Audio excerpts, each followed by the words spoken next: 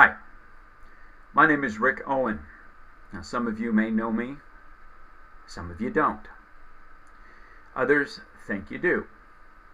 But for right now, I'm simply going to summarize this as my name is Rick Owen, and I'm originally from San Francisco, California, and I'm an evangelical Christian. Now, already, the moment I say that, that's a whole lot of baggage right there. And what I mean by that is a lot of people have their conception of what an evangelical Christian is, or what an evangelical Christian is supposed to be. One of the things I'm going to be sharing with you in this video journal is my thoughts on that subject and my criticisms of both the world and of Christianity, what we've come to in these times. But that's not the point right now. The point is, in this very first of journal entries, is to share with you why I'm doing this in the first place. My first goal, my primary goal, is to share with you what I've learned, what I've experienced, and what I've done. My second goal is to confess my lack of spiritual health, my lack of health in my soul, my mind, my will, my emotions, the lack of health in my body. I'm not quite as in shape as I want to be. I'm going to share with you those things that cause me sorrow, the pains in my heart, the longings. And a lot of that is going to be just standing before you, sitting before you in this closet that I'm using as a sound booth. With the mask off, not plastic, the real person. That's not easy, because I'm also trying to project my voice so the mic picks me up. I'm trying very hard to keep looking into the camera and not at the screen, because sometimes it seems like a mirror. But whatever the case is, this is what the case needs to be. I need to be honest. I need to be transparent. This video journal is an attempt to do that. And as these journals continue, I'm going to chronicle my spiritual growth, my physical progress into getting into, well, good shape, and to get some exercise, to lose weight, to lose the fat, to gain the muscle, to gain the endurance, to sharpen my mind, to, well, achieve emotional health. And indeed, even some of my social problems. I'm always socially awkward. A lot of that has to do with the fact that I'm basically an extrovert, but I'm also something of a cowardly lion, if you'll pardon my referring myself to a fictional character. I didn't used to have a problem doing that, but I went through some things in Israel. I went through a lot of things in Israel, and I'm going to be sharing some of that with you. The third thing that I'm going to be sharing with you are my hopes and my dreams, and things that motivate me, and also my lack of motivation to accomplish those things, how easily discouraged I get. And in that light, there's a fourth thing, the fourth reason why I'm saying these things in these journals, these journal entries, is that I'm easily discouraged. There's a lot of things lacking in my life. There's a lot of dissatisfaction with myself and my walk with God. And I'm here to share that with you and ask for prayer in that area. And if you have any advice to give, please give it. I would ask, though, that you pray about what you're going to say and think about what you're going to say. Think about what you're praying about. Think about who you're praying to. It better be to God. And one of my pet peeves is bumper sticker theology. I don't like superficial things. I don't like things that are not well thought out. You can be succinct, but you better be true, and you better be honest. You better be on target. You better address the essence of a problem.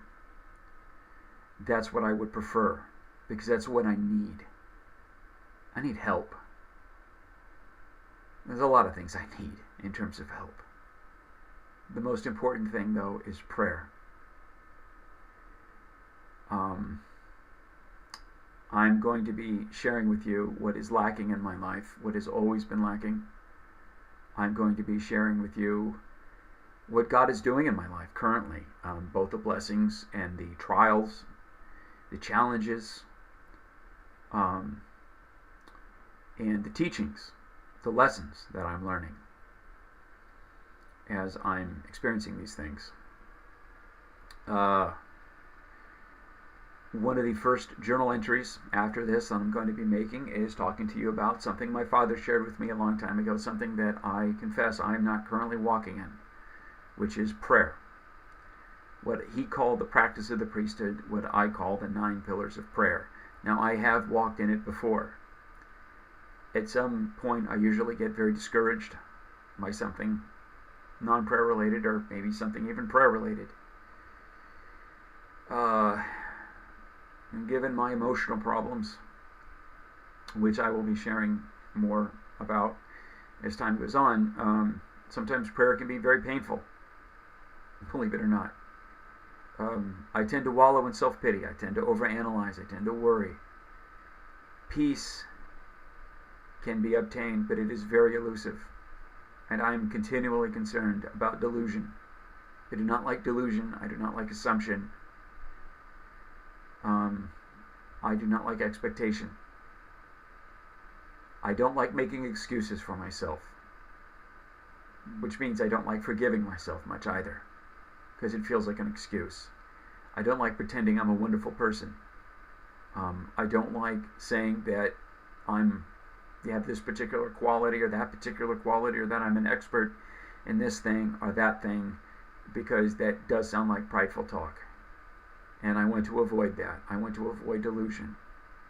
I want to avoid any pretense. I don't want to be superficial. I don't want to say that I know something when I don't know it.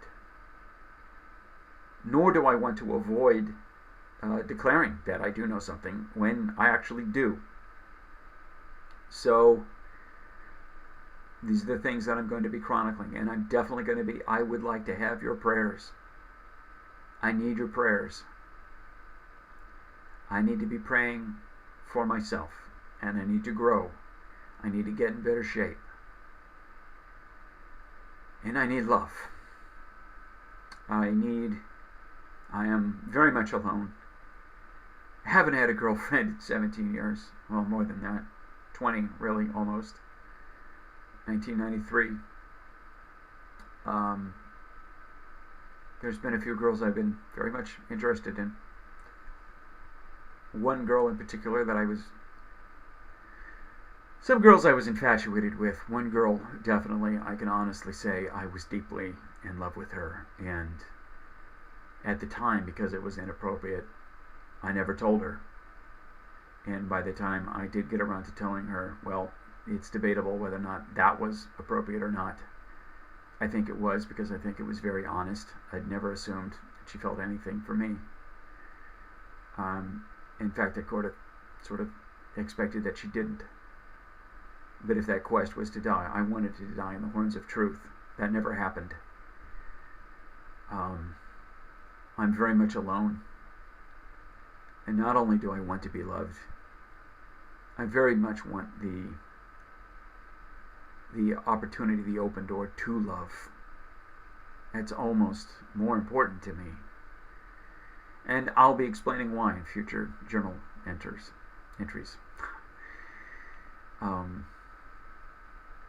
And I'll be sharing with you many other things as well. But the next entry in this, hopefully, will be a particular teaching which is foundational to almost all the other teachings, which is it okay to call the supreme creator of the universe, the one who created us in his image, the deity of the Bible, is it okay to call him God? And is it okay to call him Lord? Is it okay to call his Son, the incarnate Word of God, Jesus? Is it okay to call him these things? And, well, I guess that's the next entry in this journal. All right. Thank you very much for listening. Thank you for your patience with my stumbling around with my words and all that. Very difficult because I'm not in front of a live audience. Audiences tend to give me a lot more energy and a lot more clarity in my thought. It's a lot more fun. Right now I'm speaking to you out of a, well, quite frankly, a rather hot closet. I'm in North Carolina, Beaufort, North Carolina. It's very hot outside, very humid. I'm using a closet as a sound booth for the lighting and for the sound. And, well, it's not that comfortable. Oh well, what can you do? Anyhow, see you later, guys. And once more, your prayers. Thank you.